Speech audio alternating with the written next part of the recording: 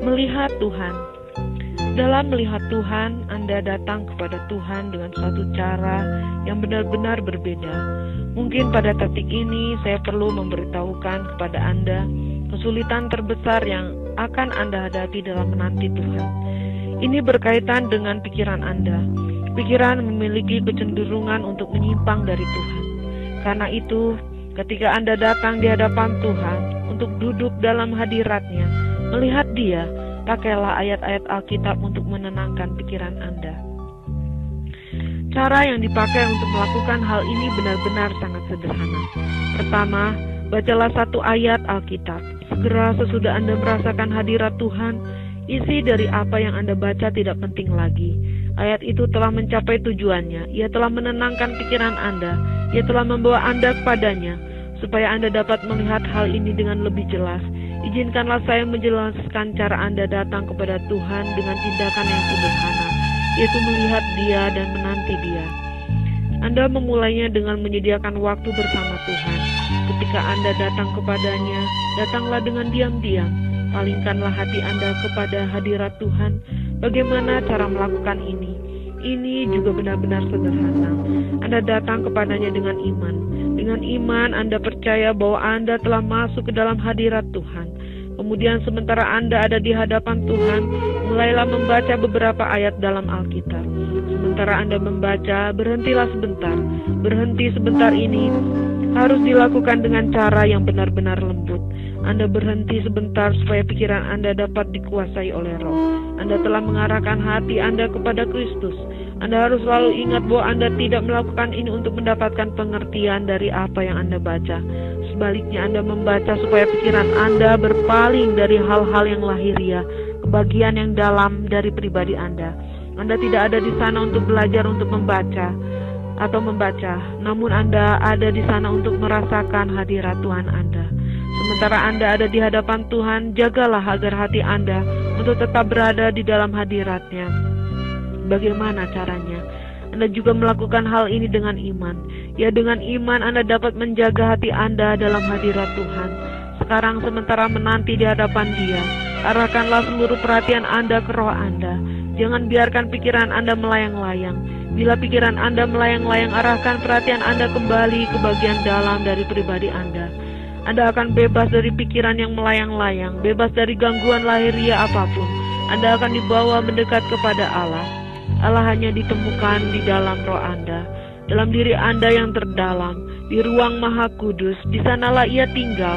Tuhan telah berjanji untuk datang dan tinggal dalam diri Anda.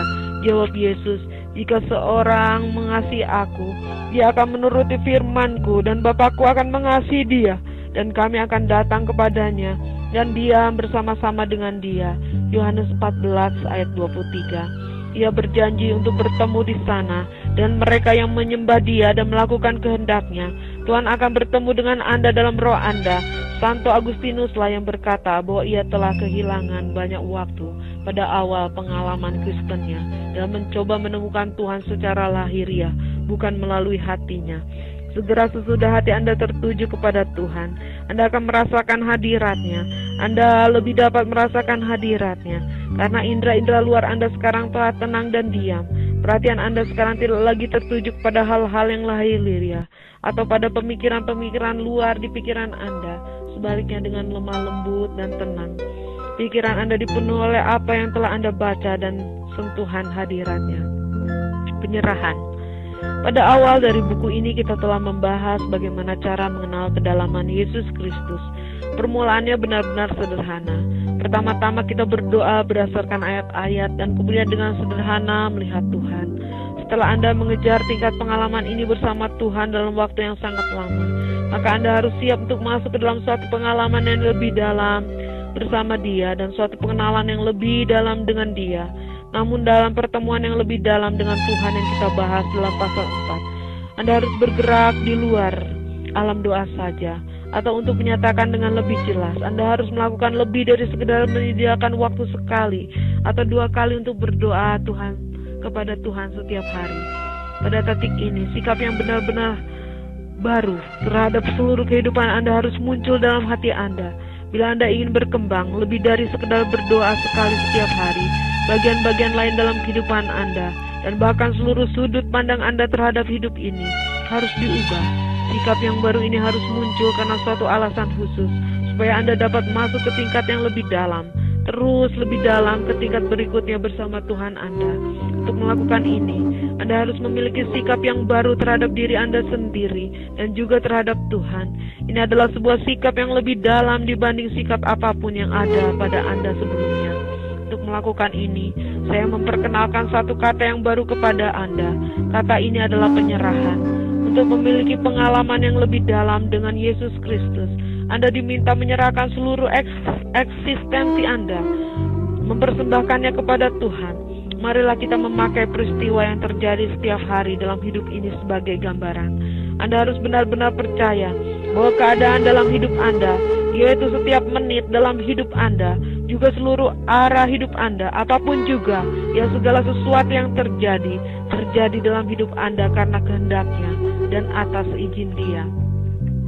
Anda harus benar-benar percaya bahwa segala sesuatu yang terjadi pada Anda datang dari Allah dan persis seperti yang Anda butuhkan.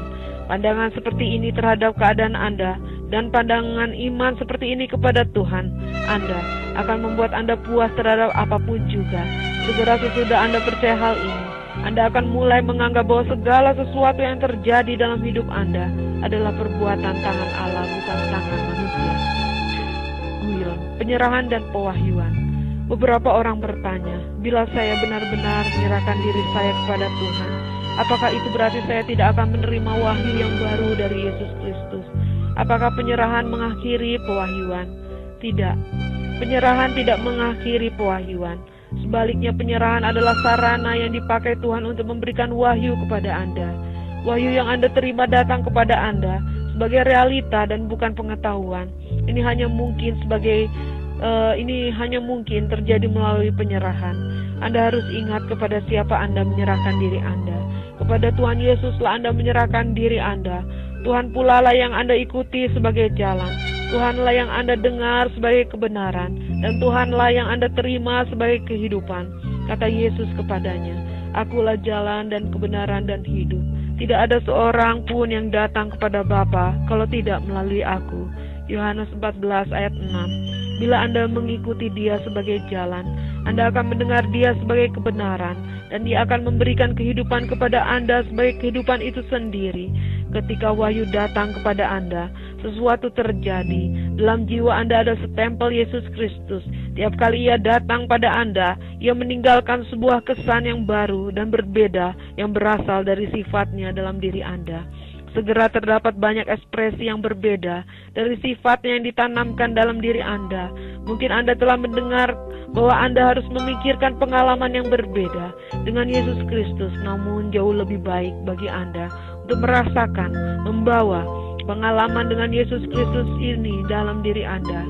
Inilah yang dialami Paulus. Ia tidak merenungkan penderitaan Kristus.